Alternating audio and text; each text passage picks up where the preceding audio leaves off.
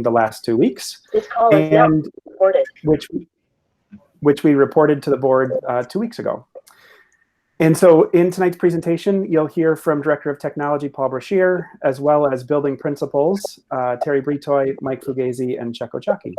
And so I'm gonna start by moving to slide 3. Lisa, are you projecting on the screen for everybody, or how are we seeing this? We're not. Lisa, can you hear that?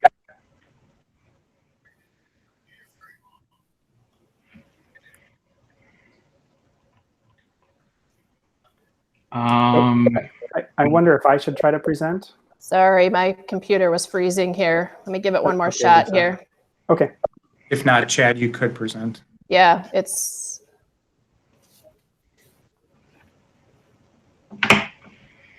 There's always a bug, isn't there? Lisa, do you want me to try sharing? Yep, please do, Okay. because mine's not allowing it right now. All right. Thank you for your patience, everybody.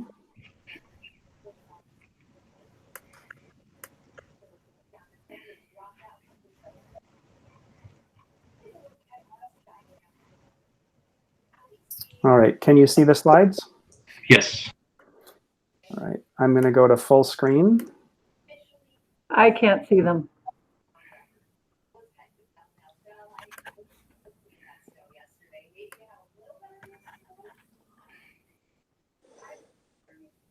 Patty, is that coming through now? Looks good here, Chad. Yeah, Okay. I can see it too. Okay, thank you. So I'll start rolling forward. If anybody has questions, please just interrupt as you need to.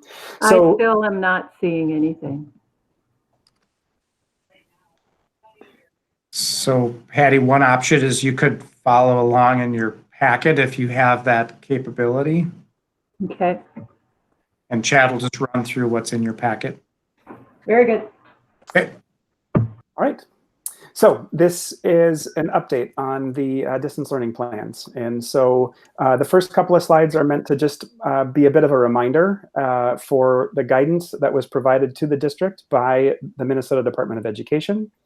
And what you see here was delivered to us on March 16th, which was, or it was actually, yeah, around March 16th, which was the start of the school closure period. And so the Department of Ed made clear that in these distance learning plans, students must have full access to appropriate educational materials and receive daily interactions with their licensed teachers. And the plans must maintain educational continuity, ensuring equity and equal access to all students, so that students can participate in their learning equitably and have access to all relevant services and supports, and that there's differentiated instruction and one-to-one support for students who need it. So this was our guidance as we moved forward with building a plan. And as we started talking internally about how do we want that to look and what do we want our students to experience, we came up with this list of common vision and expectations. And so in South St. Paul, our students receive a daily message from a trusted adult. They receive academic and social emotional content learning guidance, and they receive specific actionable feedback on their learning 2 to 3 times per week.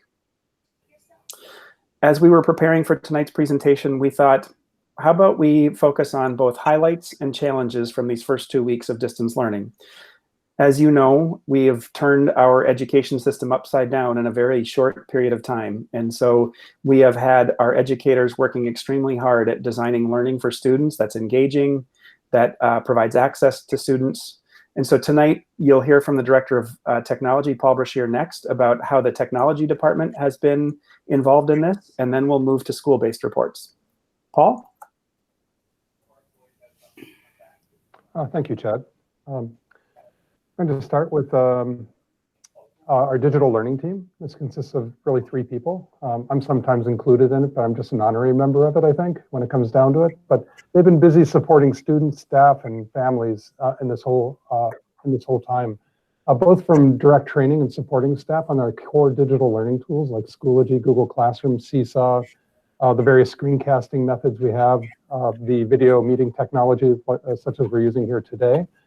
Providing a lot of on-demand training and support for all stakeholders, quite often one-to-one and sometimes with teams.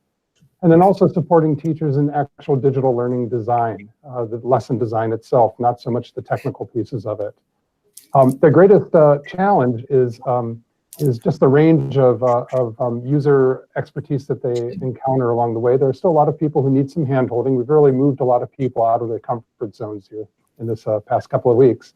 And they also have people that they're supporting and doing really innovative things with the tools that we have.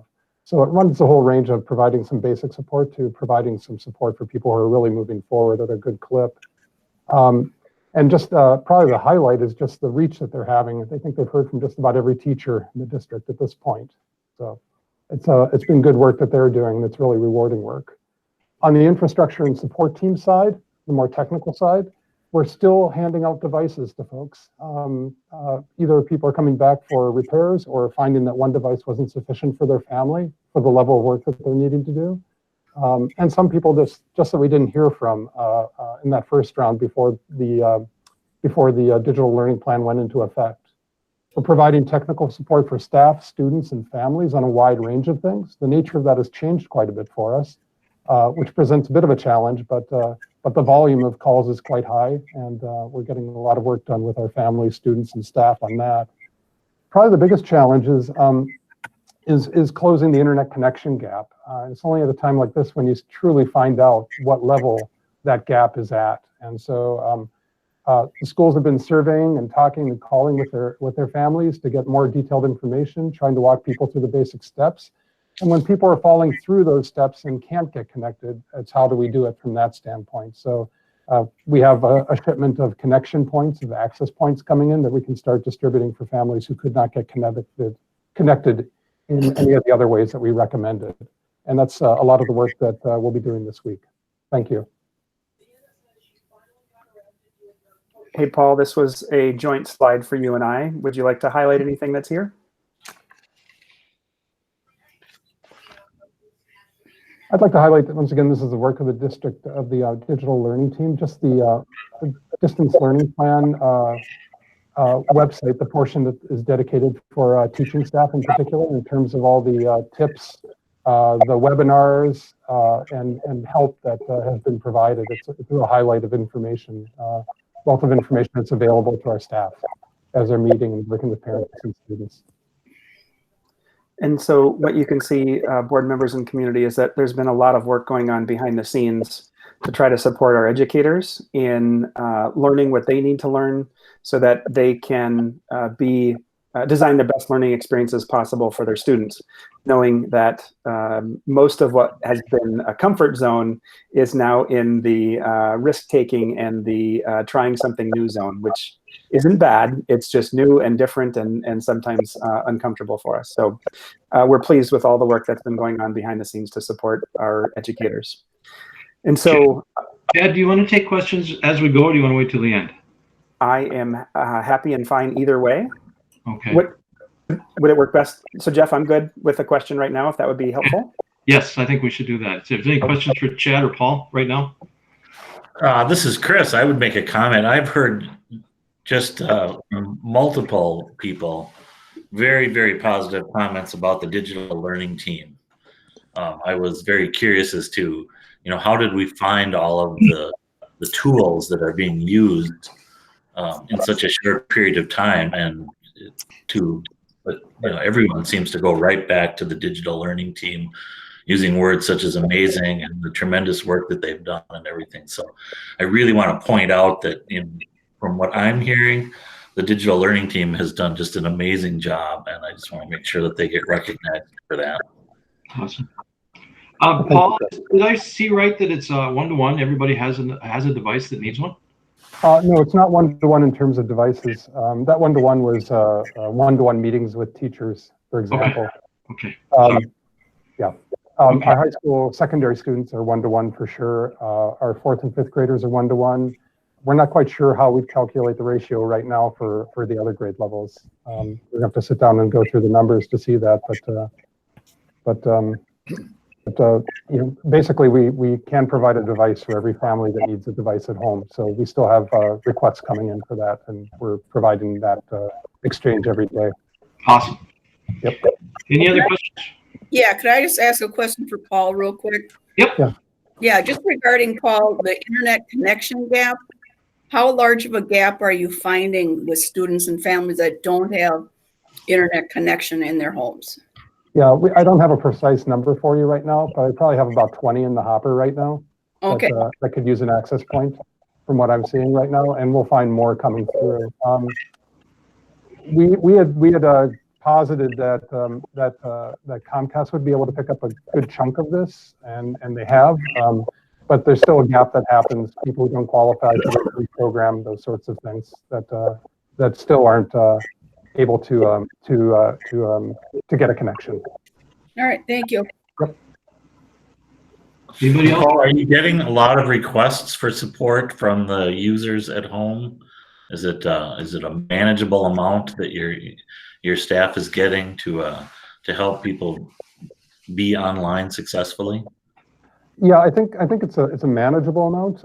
One of the challenges is when people don't have a district device, trying to support them. We're finding that some devices like an Android tablet probably isn't ideal for the environment that we have. So we are going to put out some tips for parents just on how to try to recreate the school environment on their home computers. And then if they're unable to do that, to please request a device from us. Good, thank you. Yep. Any other questions for Paul or Chad? I've got a comment for Chad. Go ahead. Chad, for the last month, my son has been singing your praises and verbalizing his support of you as well as I am. And I just want to thank you for a great job. Well done. Thank you so much, Bill. I appreciate those kind words. And Paul, Chris's comments about the digital learning team strikes that there's also this larger group that they belong to called the learning department team, which the peer coaches, Frank Arend is a part of, in addition to our IB coordinators and our MTSS specialists, EL special services. So we have a nice large group of people who are working in the backgrounds, helping support our teachers and our families and students. Okay, anybody else? I'll turn it back to you, Chad. Great, thank you, Jeff. So we have reports from both secondary and elementary, highlights and challenges from the first 2 weeks of distance learning. And so with this, I'll turn it over to Chuck Ochaki. Good evening, Dr. Webb, school board members. Thank you very much for the opportunity to have a conversation with you guys about distance learning at the secondary. Just as a quick reminder, one of the things that we really talked about is creating a schedule that does not overwhelm our students and our staff. And so we created a day 1, day 2 schedule, which has been working really well. It's one of the positives, and it's what we hear is coming across as being one of the real positives to this distance learning. So Chad, if you would go to the next slide, I'd appreciate it. So some of the stuff that we in week 1 and week 2 of distance learning that we observed are increased number of students logins as the week went on. So week 1 was a little hard because Schoology had its issues, but what we found were increased number of students logging on each and every day. So they were figuring out the system and working through it. We know that every CLC student had to connect. Students know what was expected of them, and this is one of the things that the teachers really shared with us was they knew what was expected of them and how they could complete their tasks. What we really heard from students was they were reporting more success, happy with how things were going. Some students were more active or involved than they are face-to-face in the classroom, and that's something that the teachers really found amazing was students' voice was being heard. And then our parents just turned around and said, thank you, because we follow this protocol. On the day 1, I teach. Day 2, I do this thing called prep and check. So I'm calling in to find out what's going on with the kids who maybe didn't log in. And so the parents were really appreciative of that. It seemed like when we started, kids were really eager. And it's probably because we were off for spring break. Then we had the 2 weeks of planning time. And so they were really eager to get started. The staff is super appreciative and flexible about the flexibility of our plan and how it's student-centered approached. And then we just had staff members saying, hey, this day 1, day 2 is working well because I'm allowed to check in with the students that I need to see and the colleagues so that we continue our planning together. Chad, if you'll do the next slide.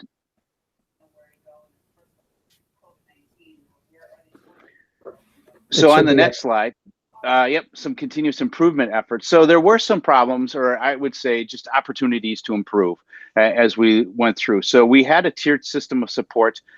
The first tier is our teachers. They would reach out to families on their prep and check day to find out what was going on with the students. So after week 1, we realized 172 students out of the 1,700 at the secondary did not sign in during that week 1. And so we had our staff, our teachers, reaching out to families and the students to find out what is going on.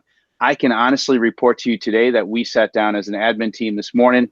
Well, virtually, we sat down as an admin team this morning, had a meeting, and there are only 6 students that we cannot account for right now out of the entire secondary.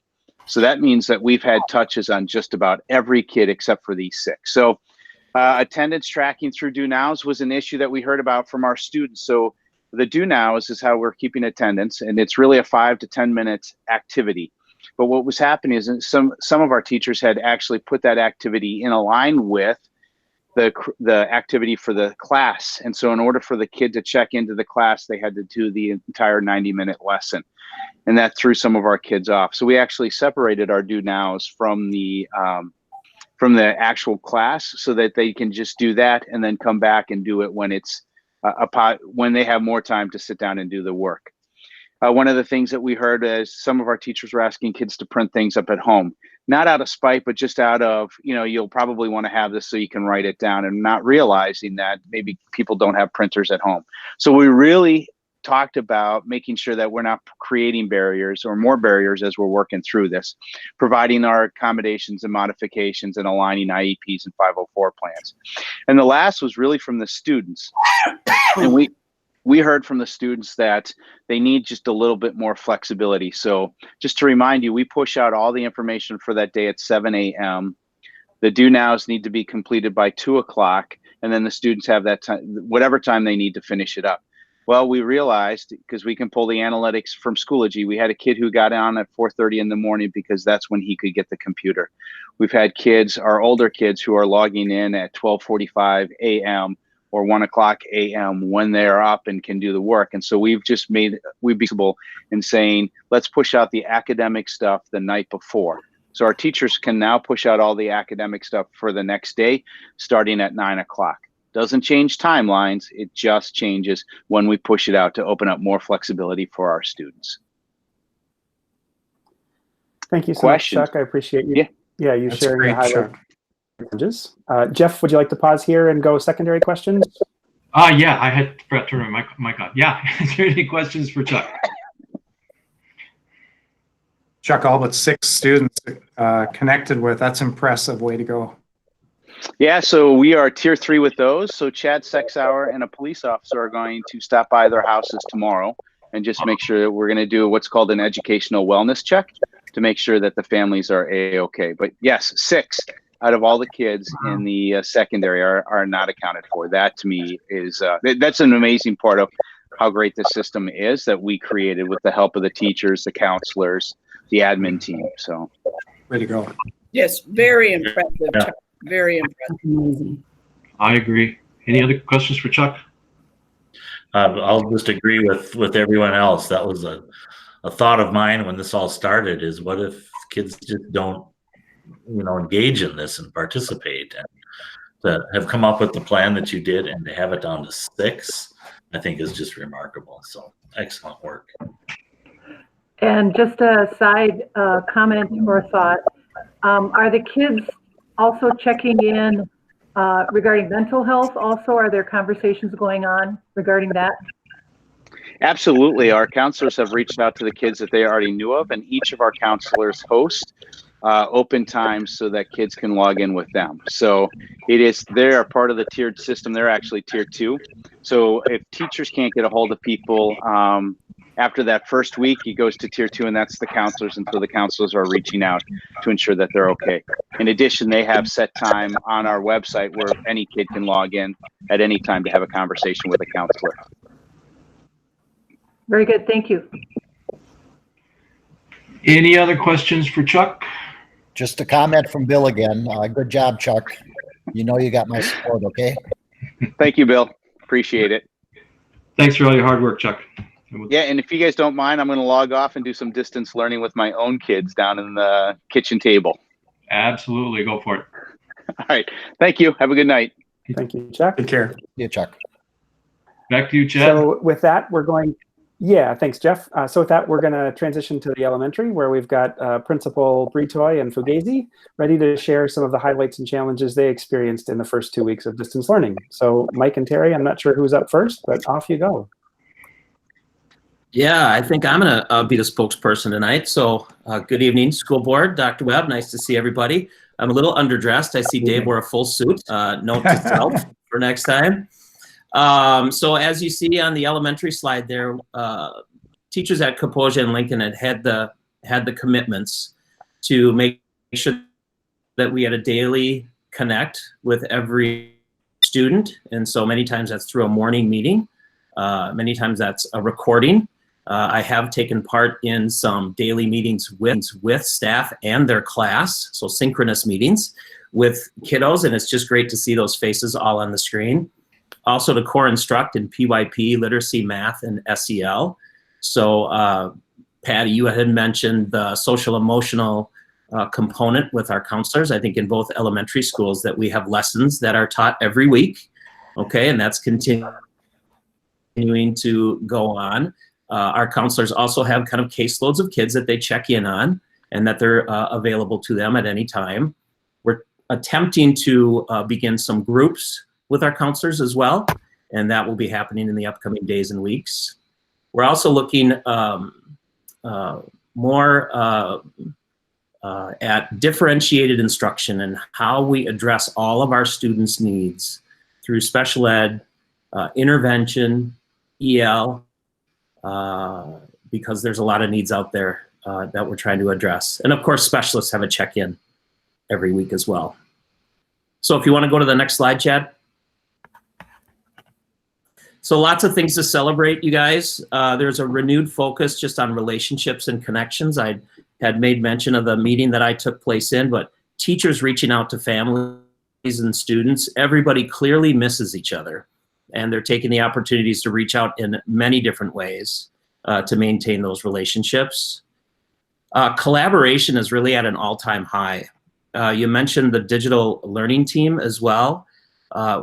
You know, the support that they've offered teachers, the support in each elementary building that the PYP coordinator, the MTSS coordinator and coach, administration across the elementary, we have been in more team meetings through this virtual format than before. It's given us the chance to do that.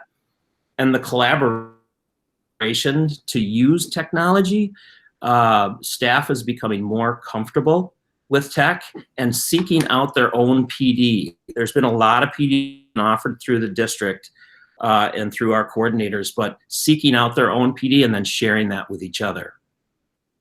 So the overall creativity and delivery and content and lesson creation has really been a great highlight. And just the overall willingness of staff to work outside their comfort zone, I think you're seeing that across the district.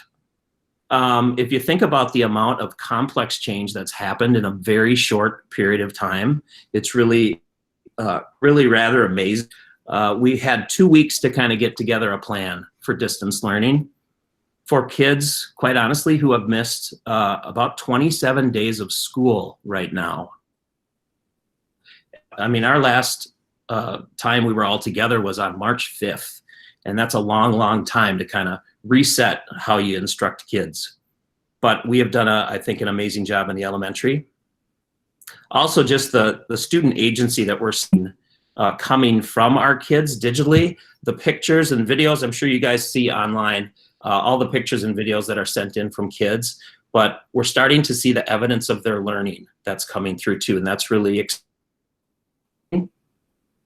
And oddly enough, we're seeing evidence of some students who may have struggled in kind of the traditional setting or the school setting who are really excelling in this kind of personalized learning format, something that we've always said before but never really put in motion. And as we've been forced to put this distance learning into motion, we're seeing some kids really shine with what they're producing and how they're interacting with us online.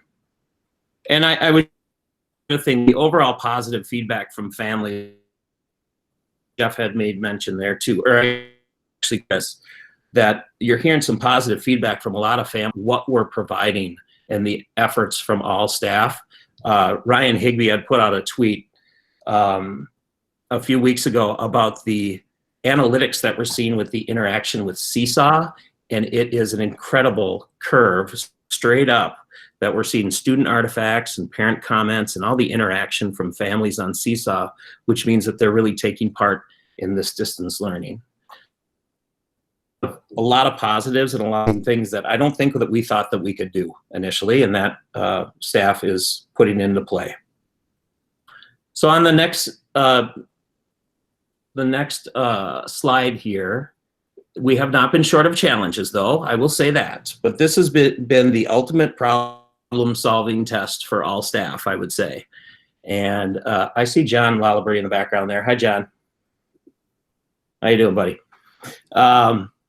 So quite a few challenges. Chuck had spoken to them too, but the communication piece and the connection piece and getting everybody access. And you know, I know trying to get to everybody. Composia's end here, we still haven't heard from about 5 kids or so, and that concerns us a great deal. But we have a similar system to what the high school does with our tiered approach to communicating and reaching out to families. And, you know, for buildings that have 600 and 700 kiddos in them, to only have 5 at this point is a pretty high percentage, but those 5 kiddos really concern us. Language barriers still, we have our cultural liaisons who are working like crazy, and our EL staff and assistants who are really doing their best to reach out to families where language is still kind of a barrier. And you throw in technological language, and technology has added to some of the complications. But we take every family and every kiddo and every story and work on problem solving with those families. And so as Paul had said, that access for all is something we're continuing to work on. And I have to give Paul and his team a ton of credit, because they are working day and night to make sure that these families get what they need. Another challenge that we're running into is just the overall capacity of families. It's a lot to be a parent, and many of our parents are still working, and then to be teacher at home, and how to balance the work and instruction load, and sometimes with reluctant 5- and 6-year-olds who maybe don't want to do or aren't as independent as we'd like them to be. So that's been somewhat of a challenge because of the heavy reliance on the technology that we have and the ability to use it effectively. We ask people to log into Clever, log into Seesaw, go to Google Classroom, use Google Meets. It's just a lot. It's been a lot for staff, so you can imagine it's a lot for families too. And maybe some of you are experiencing that. And as we kind of watch participation over time, we hope that this distance learning kind of novelty the first 2 weeks doesn't wane or doesn't wear off. And so we really are looking at participation daily. And I guess the last big heading that I have for you, and it's been a growing concern, is how do we gather evidence of student learning in this distance format? So what does it look like now? And I think staff being able to let go of the notion that we just can't replicate what happens in our classrooms in this online format. So how can we continue to, as I say, move the ball downfield for kids to continue their education and not overload them, and to support them along the way? And saying that, I mean, I have a fear, and I know Mike has a fear. Church is just about that achievement gap growing for families and for kids. And so how do we differentiate and support along the way for all of those needs that are out there? So those are challenges that we are working on every single day. And as I said, it has been the ultimate in the moment problem solving test for many of us. And, you know, we just handle those challenges as we come, and the collaboration and board staff has been just so rewarding to be part of. So that's a little bit of a few highlights and our challenges. And I don't know if Mike wants to add to any of that, but we will also take questions. Yeah. Yes, thank you. Go ahead, Jeff. Any questions for Terry? And I think Mike's on the line too, if you want a question for Mike. Terry, this is Dave. Just way to go getting your staff's support there, working with the tech team, getting all the devices out, getting all the materials picked up in short order. I know it was a lot in a really short period of time coming right off spring break. And then, John Lalaberty in the background there, he's rested and ready if you need him to answer any of your questions tonight. He could probably step right in. Yep. Sorry, I Terry. He's here. Connection there. This is Chad Can we go, again. Terry? And Mike. Oh, okay. I had a comment for Mike. I think we lost him, Nick. Sure. Can you hear me? Yep. Mike? Okay. Yep. Hi. I think not this past Friday, but the Friday before, in your newsletter, you started out your newsletter with a personal message to families. And I wanted to thank you for that, for personalizing the newsletters, because they can be kind of sterile. And in this time that we're in, I think anything that we can do to humanize our work is important. So I just wanted to thank you for putting that personal note in your newsletter. Thank you. Yeah, it's weird times for everyone, right? Like I made a mistake a couple of weeks ago of referring to what was going on as the new normal, but in hindsight, like there's nothing normal about it, and it's not the new normal. It's hopefully a temporary situation we're in, but just it's been amazing since even the distribution, just seeing how the communities responded and at all levels, whether that's the school, the police, the volunteers, the parents, the kids, the staff, the school. I mean, it's just these situations, I think they don't necessarily make character, they reveal character. And so all of the things that we talk about as a community and that we honor as a community seem to be really in full effect yet. So it's a tough situation, but it's amazing how people are stepping up. That's great. Thanks for all the good work of you and your staff, Mike. Way to go. Thanks. I'll second that. Thank you for all your hard work. I don't know if Terry's still on or not, but thank you, Mike and Terry both. Yeah, you're welcome. Thank you, guys. Oh, thank you guys, and thank you for all the support. Okay. Any other questions? We'll move back to Chad then. All right. Thank you, Jeff. I think I've just got 2 slides to finish up. This is like a response to the question you might ask of what next.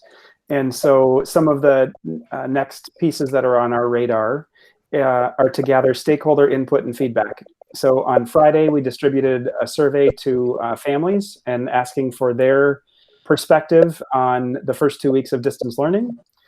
We have gathered over 300 responses so far and look forward to reviewing that feedback and then using that internally to make improvements in our programming. A second thing is our alternative teacher professional pay system and teacher development and evaluation plans. There are implications in this distance learning world for both of those 2 areas. So we had a joint team of administrators and teachers meet last week to make some recommendations. So that's moving forward. And then we know, so nationally, there's been some conversation in the education circles about how are you doing grades and what will report cards look like. And so I just want to acknowledge that we have this on our radar. We don't have any firm decisions or any particular recommendations about what we might do, but we know this is a topic that we need to stay on top of and we'll need to revisit here as we keep extending distance learning. Right now, distance learning goes through May 4th, and we're all sort of anxiously waiting for what the Department of Ed and the governor might provide us for guidance, knowing that a number of states have decided to keep their schools in a distance learning format through the end of the school year. So we don't know anything here yet in Minnesota, but that's certainly a possibility that we understand. So So these become important issues. And so that is the close of our presentation. I have a final slide just opening for questions. So I'm here and my team is here if you have anything else that you would like to ask about. Anybody have any last final questions for Chad?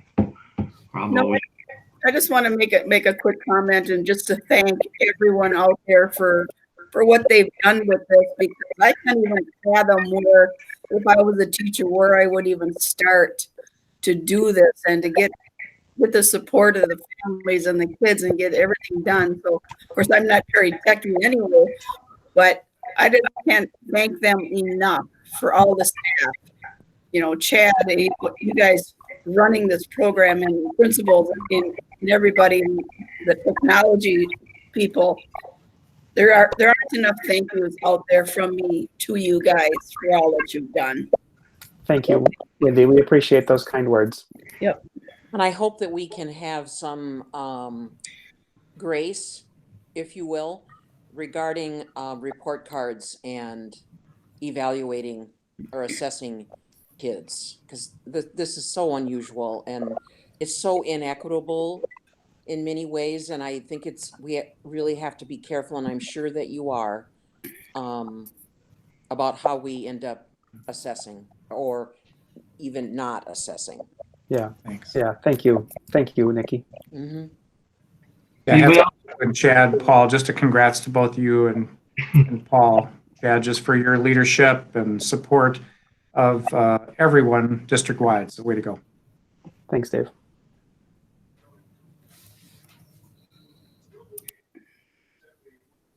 All right, so I'm gonna give the screen back to Lisa, and if there's any last questions, I'd be happy to answer those.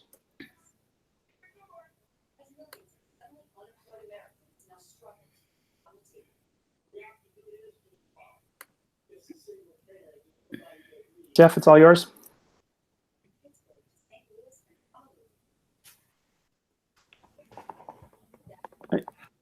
Actually, it looks like we might have lost Jeff. So. Okay, so we're going to just pause for just a second. Jeff will probably get logged right back in, and then he'll just rejoin here momentarily. So just while we're pausing here, let me just give a shout out to our food service staff for all the emergency food service meals that we're providing right now. Just a shout out to all of our emergency childcare as well. The three pillars of distance learning, food service and childcare, are within the governor's orders, and I just want to give everyone a shout out for that support. We're back to Jeff. And I lost my internet for some reason. I don't know. Sorry. We did not have a public listening session to report on, correct, Dr. Webb? That's correct. Okay. We have a section on our agenda that we can have any other discussion that we want. I'm just going to open it up to anybody that wants to say anything about anything for about 5 minutes if you want.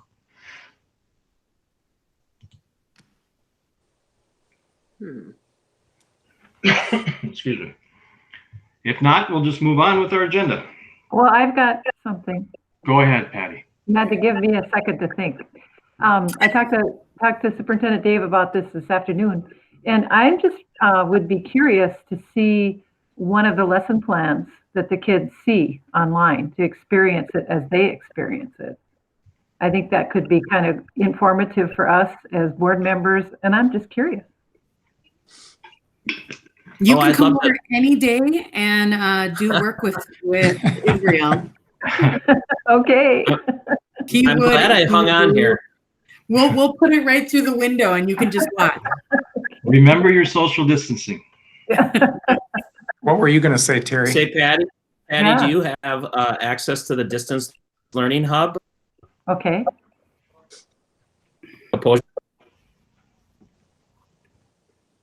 Right. I think I froze her with that question.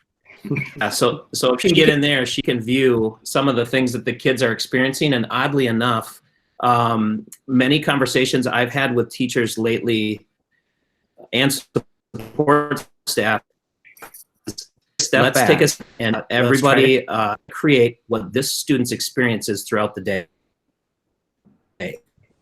Because we're looking for feedback Chad had mentioned sending out that survey here, and we really want to the experiences at home. And so when we look at how much we're asking or how little we're asking and how much time it takes kids, we're really interested in that right now. And so if you can get you may be able to see just kind of what the experience is like with the kids. I don't know about the rest of you, but a lot of that got cut out. I didn't hear. Yeah. So what was the site to look on? So each of the 2 elementary schools, yeah, there you go. So each elementary school, Patty, this is Chad Schmidt talking. The 2 elementary schools each have a distance learning hub. Okay. That's a website and sort of a one-stop shop for families to get started from. I don't have the web address off the top of my hand, but I know I can find it fairly quickly. And so how about I'll send that to Lisa, and she can forward it out to board Very members. good. Thank you, Chad. Thank you. Thanks, Chad. Thank you, Terry. And from a 4th grade mom experience, Patty, it is it's really great because there's a checklist and there are things that they have to do during the day, and they're given this amount of time. So let's say math. If you've got a kid that's great at math and they're done with their assignment in 15 minutes, there are also some things, they call them the can-dos. So then they can keep on doing something else, keep on learning in that time. And so for Israel, he loves to read. So any of those activities, he's just quick, and then he can go read afterwards. So it is really great that the kids are able to follow along. They check off what they have done, what they still have to do. And it's really, it is difficult. It's building skills that we expect big kids to do. But they're learning, and we're learning along with them. So it's just phenomenal. I'll take a screenshot one day of his checklist for you. That'd be great. Thank you. Yeah, I can kind of add a little bit to that too. My 2 little granddaughters, now granted they are in the Lakeville School District. My daughter, who unfortunately now is unemployed because she's the hairstylist manager, has been leading them in their schoolwork through Lakeville schools, 1st and 5th grade. And she found the best thing that works for them girls is to get them on a specific schedule. The 1st grader does her work first, which allows the 5th grader to do her prep time. And then when the 5th grader starts her assignments, that gives the 1st grader a little chance to just do a little follow-up on her thing. So her biggest thing for the girls was keeping them on a set schedule doing their work. So it's been really fun for me to see how they're doing it. I know my 5th grade granddaughter, she literally had to write her own play for their literature class, and she made the costume. She had to do a set design, she did the whole thing, and she did post it online. So it has been a lot of fun, and they are really learning. And now that they're on a set schedule with these assignments, they're going really, really well. So thank you. Yeah, you talk about those soft skills that we've been teaching through the PYP all those years, things like self-management, responsibility. This is when these skills come into play at home. Right. And so we're, and there's varying levels of action with that and commitment to learning in each household, but that's why we teach those skills. Mm-hmm. Thank you. Anybody else have something that we've got to move on pretty quick? Yeah, Jeff, there's 2 comments. Paul's got one, and then I have a quick follow-up to Patty's question. So go ahead, Paul. Okay. If I'm on, this is a technical detail. The choppiness you're hearing is because people are leaving their microphones open, and I can see actually the microphones are rebroadcasting what's coming out of your speakers quite often. So to eliminate that, if just make sure you mute your mic when you're not speaking, that would help to kind of clear up the chatter. So once again, your microphones are hearing what the speakers on your computer are broadcasting and then rebroadcasting it into the conversation. Thanks, Paul. Okay, thanks. And Patty and board members, in the chat box, I put a link to the elementary distance learning plans where you can find a quick link to the distance learning hubs for both Lincoln Center and Kaposia. Thanks, Chad. Okay, we'll be moving on. Next is the consent items. I'm looking to approve financial claims, bills payable, staffing, appointments, resignations, transfers, retirements, abolishments, and leaves. Do I have a motion to approve? So moved. And a second. Second. Any discussion? Lisa, will you take the roll? Inspector Walker, Yes. Inspector Lalaberty, Will we get to see the names of people that are resigning or, making changes? It's in board book, Vicki. Okay, I'll go check it out. And I vote yes. okay, thank you. Inspector Arend, Yes. Inspector Felton, Yes. Inspector Diaz, Yes. Inspector Bjorklund,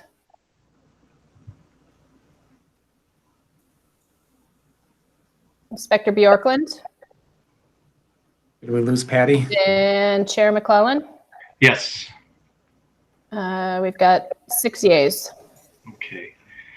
Next on the agenda is a policy. We have 24 policies that we need to approve tonight that have been under review since March 9th. All of these can be found on the website. Do I have a motion to approve? So moved. And a second. Second. I keep forgetting my microphone's off. Is there any discussion? Lisa, will you take the roll? Inspector Bjorklund, Inspector Walker, Yes. Inspector Lalaberty, Yes. Inspector Arend, Yes. Inspector Felton, Yes. Inspector Diaz, Yes. Inspector Bjorklund, and Chair McClellan. Yes. We at 6 yeas. Next, we move to the business items. First is a resolution for approval for the South St. Paul School Board to approve the 2019-2020 Safe Routes to School Boost Grant Resolution. Lisa, would you read the resolution? I will.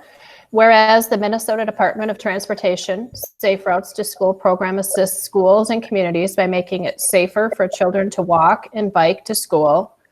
And whereas the Minnesota Department of Transportation Safe Routes to School program solicits applications to enable schools and communities to implement safe routes to school non-infrastructure activities.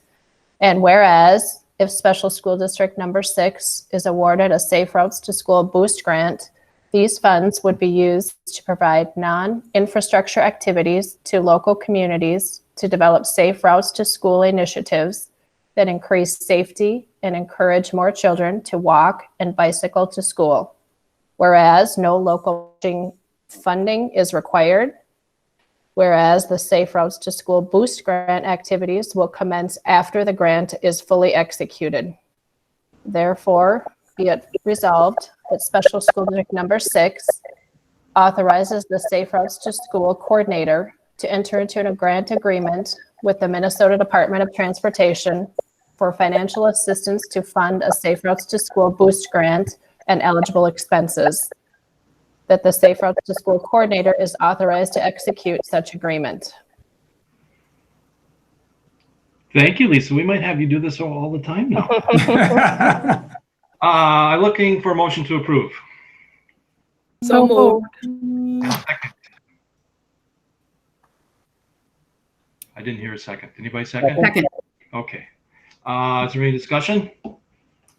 Lisa, will you take the roll? Superintendent Webb, did you want to explain anything about the Boost Grant? Well, this is in addition to the initial grant we received, the Minnesota Department of Transportation has been wonderful in allowing us to increase that current grant, which they call a Boost Grant.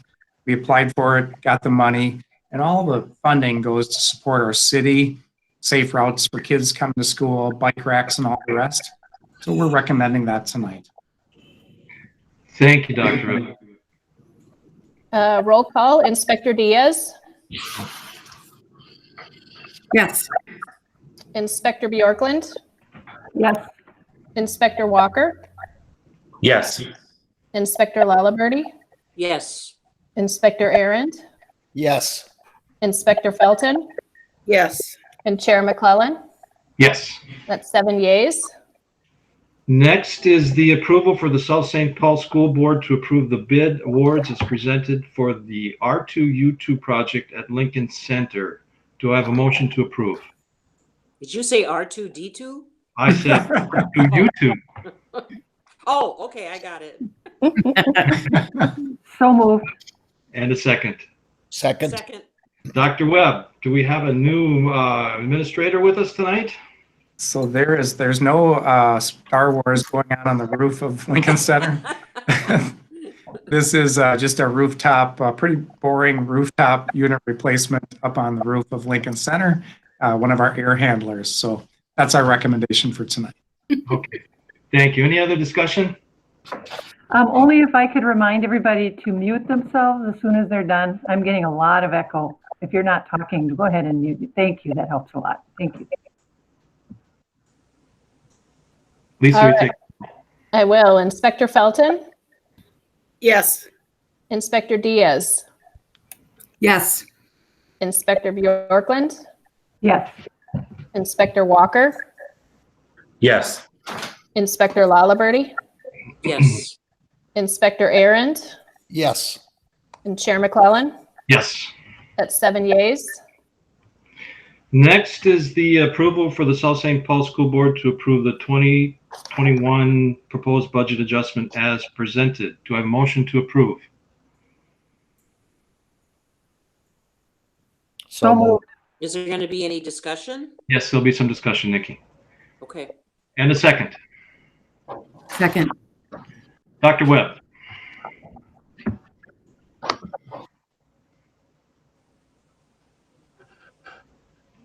What happened?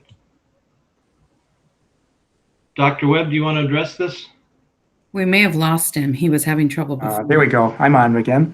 Lisa, can you check to see if you can present or if you... I will. Yep.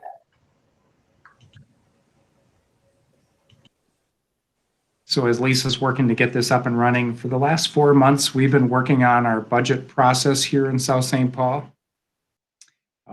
We typically begin our process with a state of the current district budget. We share that with our board members. We ask for board feedback to really highlight the sandbox and parameters that we should be doing and following our work in as administrators. And so Lisa is able to share her screen. So we're going to tick through the PowerPoint that Lisa has here. And you can go ahead and run right forward to our PowerPoint slides for tonight, Lisa. So we always want to begin by aligning our budget to our core values and our mission and vision as a school district. And again, that was the start of our process in meeting with our board members as a first step. We laid out a timeline. We are at the end of that timeline tonight, here recommending for your approval all of our budget reductions. And these are significant budget reductions.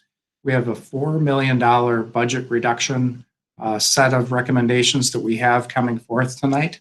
So we don't take this lightly. It impacts many people in the district. And again, here's the budget parameters that we got guidance on initially as we began doing our work administratively. As we began, and you can go ahead right to the next slide, and you can skip right past current reality because we talked about that. I'm going to let my co-presenter tonight, Aaron Bushberger, our finance director, one of the best in the business, give you an overview of the SSP financials. Thanks, Dave, and thank you, school board. And you've heard me say this before regarding the district's financials. So on the right is our revenue and our funding, and we receive 80% of our funds from the state of Minnesota. 15% comes through local property taxes, and then you can see 5% comes between federal sources and other sources. On the lower left is the expenses. You can see instruction. We spend almost 2/3 of our dollars towards direct instruction for students. An additional 16% in student support. So you can see between those two areas, over 80% of our funds go directly towards instruction or student support. Then in yellow, sites and buildings, we spend 12%, district support is 4%, and administration is 3%. And as we get a little bit further into the slide deck, I'll come back to talk a little bit more about this expense chart that you're seeing here. Thank you. So again, our budget reduction recommendation tonight is for the $4.1 million. And we are going to, and as our recommendation and solution, discuss kind of our alignment of our staffing to our current class size norms. We want to reduce our OPEB fund balance. We want to also tap our regular fund balance and then bring forth a series of budget reductions this evening. So we know that state funding is not keeping pace with inflation. And I'll show you a slide about that as we move forward. We also know that the number of kids living in South St. Paul and our South St. Paul school enrollment have both been declining in the last couple of years. In addition, our expenses continue to rise. And as we meet the crossroads of all those factors, we are in budget reductions this year.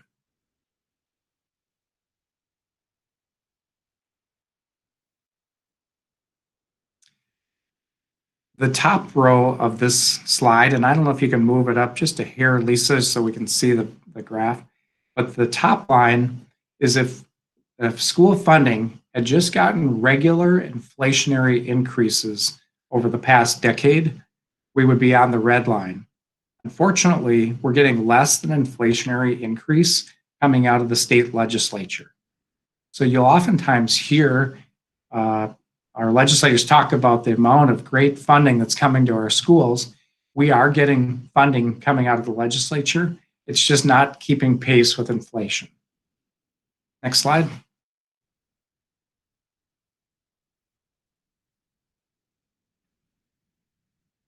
And again, if you can scroll up just so we can get the whole pieces on the screen. This is the Dakota County comparison.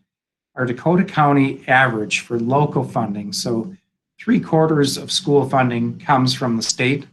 1/4 is dependent upon what the local taxpayers vote and approve for what's called the local levy.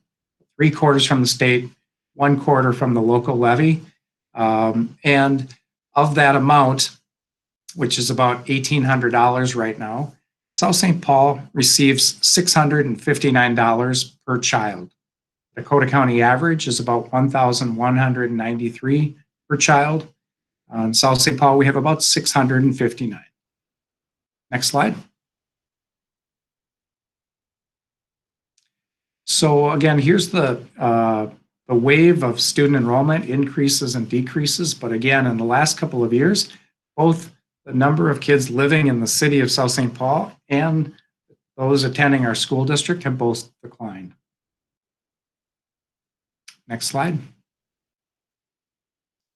What we're also seeing is a gap that's closing between our in and out student enrollment trends. So the numbers of open enroll in and out are closing.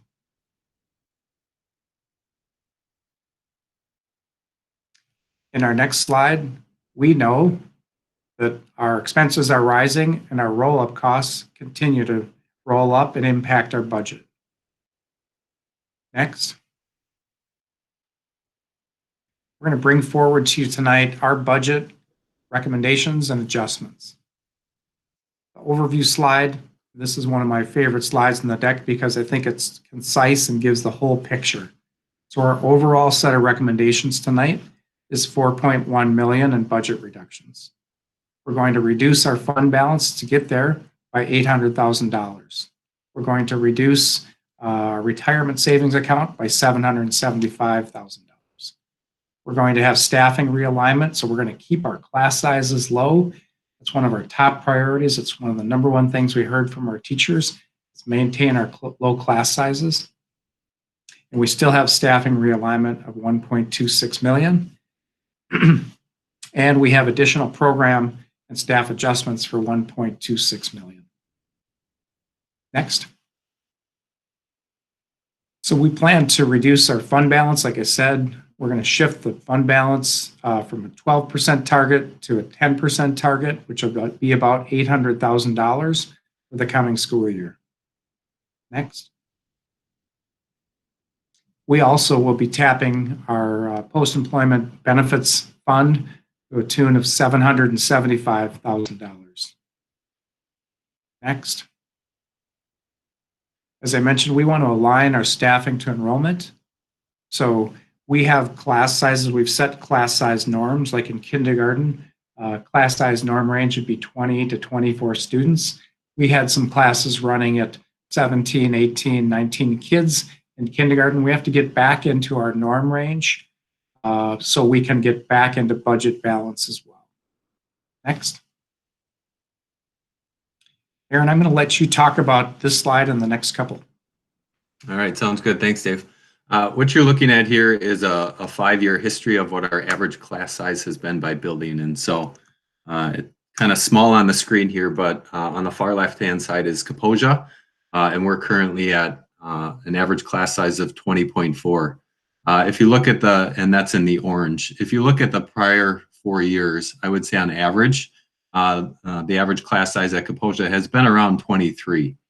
If you move to the right is Lincoln. In the orange, the current average class size is 22.4. If you look at the prior 4 years there, I would say the average is about 24 on average. Then at the secondary, that average class size has stayed relatively constant at around 27 students per class. The CLC is next. That's at 22.2 students per class on average currently. And that's in the orange again. And then on the far right is the district average. And the district average is currently an average class size of 24.4, which you can see has been, or is currently the lowest that it's been in the previous 5 years. On the next slide, Lisa, you can see as Dave mentioned, we are aligning staffing to enrollment. I think it's important to know that we are not recommending a change in class size norms for 2020-21. And you can see what the current norms are in 2019-20 and what we are recommending those class size norms be for 2020-21. Then finally on the last slide is our current October 1 enrollment by building and the current average class size. And then on the right-hand side is the projected 2020-21 enrollment. So as you can see there for Kaposia, on the far right-hand side, we are projecting an average class size of 23.3, which I mentioned a couple of slides ago is about what we've seen on average over the course of the past 4 years at Kaposia. Lincoln Center is going to be slightly higher at a class size of just over 24. Again, pretty similar to what we've seen the prior 4 years at Lincoln. At secondary, that average class size will be approximately 29.5. Which will be a little bit higher than what it has been in the past. However, still is projected to be within the current district norms that I just mentioned.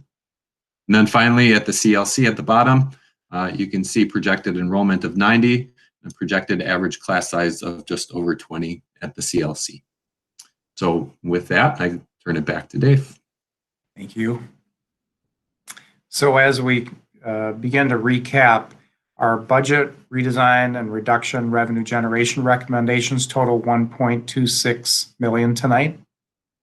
The next slide says we are also, with our additional points, we're going to redesign and reallocate building and ground staff to the tune of about $100,000 to really transfer and reallocate costs to our long-term facilities maintenance funding.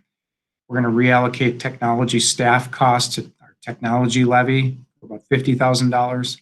We're going to reduce our school readiness fund balance about $50,000. We plan to realign special education services to current student needs to the tune of about $70,000. Next. We have a number of reductions and savings. We plan to reduce, restructure administration, about $40,000. We are going to reduce cleaning and maintenance staff, about $100,000. We're going to reduce clerical, restructure, and student enrollment in our service model, $80,000. We're going to reduce paraprofessional staff, $140,000 is our recommendation. And we are planning to reduce family support staff, $90,000.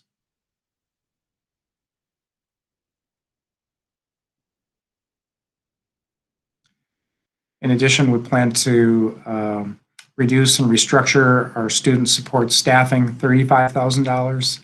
We're going to reduce, restructure activities and athletics for $64,000. We're recommending reducing professional development and IB support for $95,000. Restructuring MTSS and our service model and staffing for $200,000. Reduce non-staffing costs, our contracted services for $140,000. And we'll keep going. We have one small revenue generation area of increasing our student activity fees, which will bring in $9,400. And so these are the summary points of redesigning 270, a reduction in savings of 984,000, revenue generation of 9,400, totals the $1.2 million recommendation. So Aaron, I'm going to let you tackle this slide as well. All right, thanks, Dave. So this is a similar circle chart that we looked at prior in this presentation. So I just wanted to try to explain what this graph is showing. So on the left, you can see 65% of our costs, as I mentioned, are spent directly on instruction. So if you move to the right, you can see instruction. There's an adjustment of $597,100. And then on the next column, you can see the percent change in program budget. So that means that reduction is reducing our overall instruction budget by approximately 2%. And then on the far right-hand side, you can see that these proposed reductions make up 48% of our overall adjustments of $1,264,000. So the comparison we're trying to make here is to show that on the left, we currently spend about 65% of all of our resources towards instruction. And on the right, approximately 48% of our overall reductions are attributed towards instruction. So you can see we tried to break that down for you for each of the different categories. And as a reminder, these are categories that we report to the state. And so we felt like this was a good representation to show that we are making reductions and adjustments kind of across the district. Mm-hmm. So that would be acted, and that's a good slide to highlight that. So the impact of our recommendations are on this colorful slide here, but it's there's a lot of detail. There's a lot of detail in this presentation. So all of this presentation will be uploaded onto our website, available on all of our website and materials tomorrow as well. But long story short, we know that reducing this amount of money out of our budget impacts programming, impacts staffing, impacts service. We're going to be trying to do everything we can to provide the best possible service. When we did our staff surveys, again, our teaching staff said, just continue to protect what we have in the classroom. If you try to cut away from the classroom, keep our class sizes low, we'll continue to do the best possible job with the limited dollars that we're receiving. And so that, in a nutshell, is the yellow, red, and green, is impacts everything outside of the classroom where necessary, and still try to keep our class sizes aligned with our class size norms. Next. This is a shift for our student support model, and just sometimes when you get the bleak news of the enormity of budget reductions, people begin to lose hope, and I just want to make sure that people know we worked hard last year with our budget process to get counselors in place at every school site. We are going to ensure that our counselors maintain their service at every site. And I'm going to start here and just, our schools are listed: Kaposia, Lincoln Center, middle and high school. You can see where it says counselors 2. We're going to have 2 counselors at Lincoln, 2 at Kaposia, 2 at the middle school, 2 at the high school. We're also going to have 2 student support assistants and a student support specialist at every one of those 4 quadrants of our district. 2 student support specialists or assistants at Lincoln, 2 at Kaposia, 2 at the middle school, 2 at the high school. We'll also have a student support specialist, it's also known as a behavior specialist, at every one of those sites. We'll have an IB coordinator providing support as well, an MTSS leader that's really doing the academic coaching and support for data and standards mastery that we want to see happening in our district. And we are recommending, as a part of this proposal, an assistant principal and a principal at Lincoln, like we currently have, at Kaposia, like we currently have. But this proposal has middle school principal and assistant and a high school principal and assistant. So that's student support service model that we're bringing forth as a balanced approach district-wide here in South St. Paul. Next.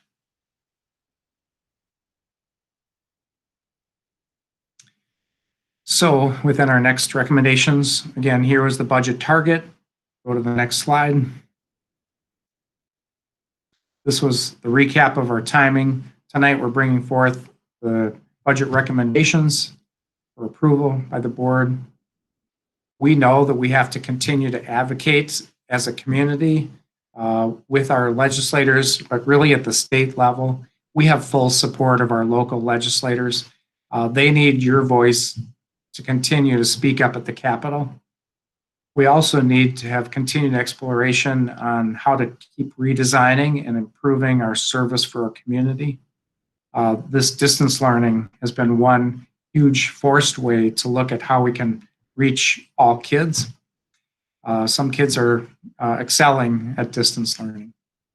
We also want to continue to recruit and retain our students and staff, and we want to explore additional revenue generation opportunities as well. As we close tonight, I'm going to quiet down just so we can get board member questions, and I'll take those at this time. Any other questions? Any discussion for Dave and Aaron? I have something. So I know that every time we talk about reduce and restructuring and those boxes, you know, are a nice presentation, and that they're actual people behind each of those boxes. And I do know that there was no way that you and your teams could have had any winning with this. There was just no way. So I know it was very, very difficult. I thank you for all the time and the effort you put into it. I know that there was blood, sweat, and tears. I also think too, I'm very thankful that you are keeping school counselors and really understanding the impact of that. Again, nobody could have predicted that a $4 million budget deficit and a pandemic would happen at the same time. And that when kids come back to school, that they're going to need as much support as they can get. So even before the pandemic happened, I know that keeping counselors was something, you know, high on your list. So I appreciate that as well.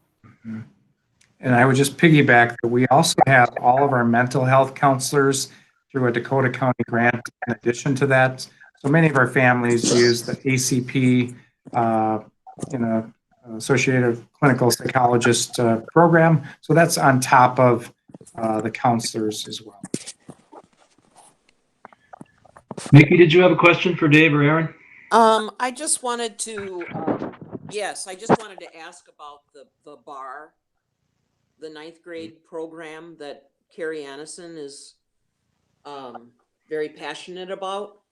And has there been any discussion on how that program can continue and with support? Yeah, so just a little bit of background for people that aren't aware. So we have a grant for our current 9th grade program that we have been stretching into 10th as well. But it's really about building assets and reducing risks for that 9th, 10th grade age group. And they're just some of those proven best practices of teacher collaboration and coordination. And with the model structure that we're recommending, our principal, instead of having the whole 612, will have a 912, and we would have also a 6-8 middle school principal as well, and then an assistant principal at both sites. As a part of this recommendation, one of those few ads that you're also seeing is in behavior management at the secondary and student support assistance. So we want to make sure that the BAR program, our IB programs, all of our MTSS programs are working well. So we believe that our new structure recommendations will support that. So Carrie's not the only one that's a cheerleader for BAR. There's a lot of people in the district that say, hey, we really like it. We like our IB program. We think the two work well together. So we're bringing forth these recommendations, and we believe that we can support the win-win for both. Okay. Any other questions for Dave or Aaron? If not, Lisa, will you take the roll? I will. Inspector Arend, Yes. Inspector Felton, Yes. Inspector Diaz, Yes. Inspector Bjorklund, Yes. Inspector Walker, Yeah, yes, excuse me. Inspector Lalaberty, Regrettably, yes. and Chair McClellan. Yes. That's 7 yeas. Oh, thank you, Lisa. Next, we'll move on to a board member report. We'll start with Nikki. It's not really, I mean, not exactly a whole lot going on in life right now, but, you know, having conversations with neighbors and staff, teachers the last few weeks. And I think the one thing that came out for me is if you're not hearing from people, if you're not hearing from teachers or families, that doesn't mean that everything is well. And families are struggling. I just think they're struggling, and this is very difficult, and I think we all know that. But I don't want to forget the human piece and the recognizing people's fears and worries. You know, if you're worried that you can't pay your mortgage or your bills, or have food, I don't think the kids' lessons online are a real priority. So I just think we need to keep that in mind. Thank you, Nikki. Bill. I just want to give a shout out to, in my travels around town, I've seen the food distribution from both Kaposia and Lincoln, and I understand we're doing 3,000 meals a day. I want to thank the people, volunteers, and paid staff for the great job they're doing, and keep up the good work. Thank you, Bill. Chris.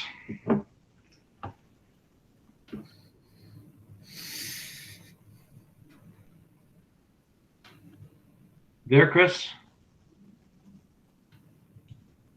Chris Walker. Chris is on mute.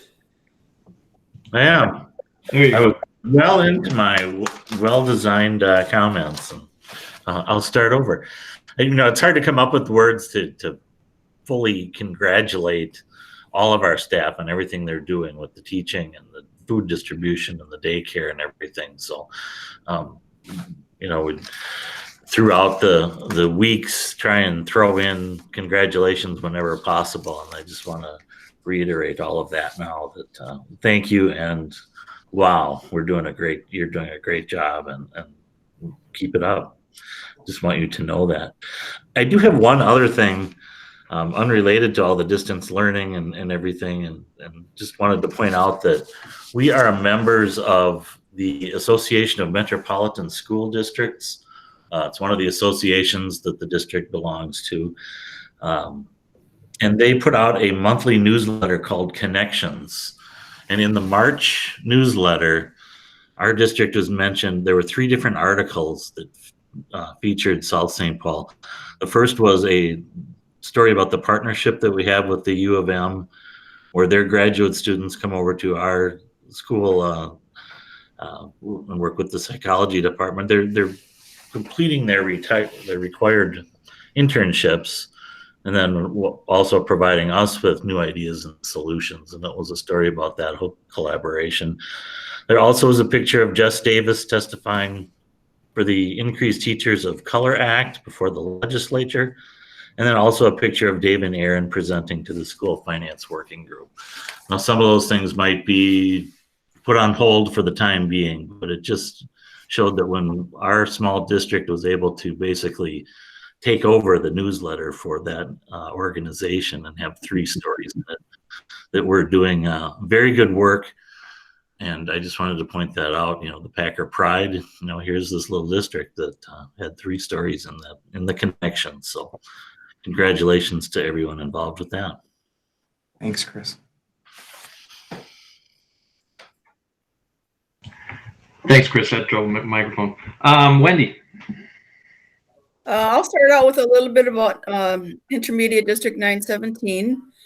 As we know how hard it is for all districts across the state with this distance learning, it's even harder for 917 dealing with the students that we have there. As most of them have special needs interests, 80% of the students at 917 are special needs students, deaf, hard of hearing, visually impaired, severely handicapped, etc. It's really hard to deal with those situations, trying to teach a deaf student or a visually impaired student on a computer. So my thoughts and praise go out to that group immensely. And also, as in all districts, with the social distancing guidelines and everything in hand, everything that's having to be canceled, our 917 TESA prom, which they hold every year in the spring for the special needs students at DCTC, canceled. Also, our staff recognition dinner, which is always held at the end of April, also canceled. All these things that all districts are dealing with, and who knows what'll happen with the several graduations that are held with 917. So it's hard, but I really want to thank their staff and Superintendent Zuzik for all of their hard work and everything that they're doing. And regarding Education Foundation, we had our meeting last week, and that was also on virtual. They are just starting now to wrap up the scholarship awards. They were just finishing up who gets what and things like that. No final word yet, as we're still kind of waiting to see what the governor may say regarding school closures, events, things like that. So I'm not sure how that's going to play out when it comes to the scholarship banquet, which is set for the second Wednesday in May, but who knows what's going to happen with that. And then also this week we are having a gala meeting on Wednesday night, which will be also virtual. As I have mentioned before, is scheduled for the end of July at Mendakota Country Club. So we're kind of waiting to see how that's going to go once everything starts to settle down. So as with everybody else, it's kind of hard up in the air. So we're just kind of waiting to see how everything goes. Thank you. Thank you, Wendy. Patty? Yeah, first of all, I'd like to congratulate Bill on his tech savviness. Looking good over there, Bill. Way to go. Thanks. Thanks. My heart is full for the staff and students and parents of our district. Please know that your school board, myself included, are in full support of everything that you're doing and everything you will do on behalf of the school district. So thank you very much. Thank you, Patty. Linda. Hi. So I wanted to give a shout out to all the learning teams that are working together to make just a really great learning plan for kids all day long. You know, we as parents, as kids, we see only the result. We don't see all of the work that went into it, all of the meetings. You know, you take the math lesson, you record this, you record that, and then that is, you know, the fourth grade day. So all of these little pieces that come together, and just want to give a shout out that on this end, on this parent's end, it really has been seamless. Being able to reach out and talk to teachers for this question, or you know, getting clarification on this.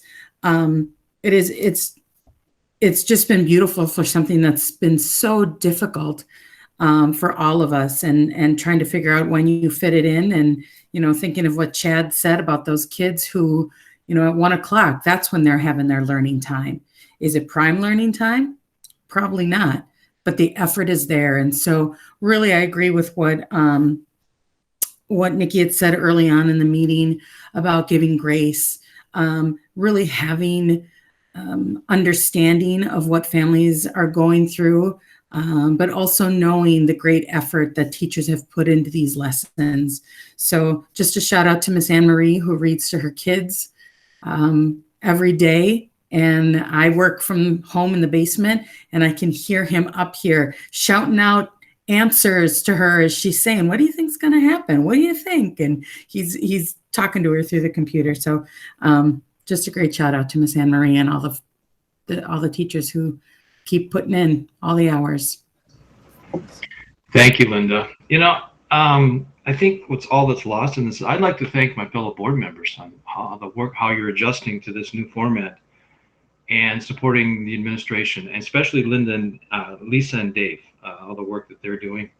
Know that this is evolving. We're going to start our committee work again, and this is an ongoing process. So again, thank you very much. With that, I'm looking for a motion to adjourn. So moved. And a second. Second. Lisa, will you take the roll? I will. Inspector Lalaberty. Yes. Inspector Arend. Yes. Inspector Felton. Yes. Inspector Diaz. Yes. Inspector Bjorklund. Yes. Inspector Walker. Yes. Chair McClellan. Yes. That's 7 yeas at 6:34. We are adjourned. Thank you, everybody. Let's do this again. Bye, everyone. Have a good evening. Have a great night.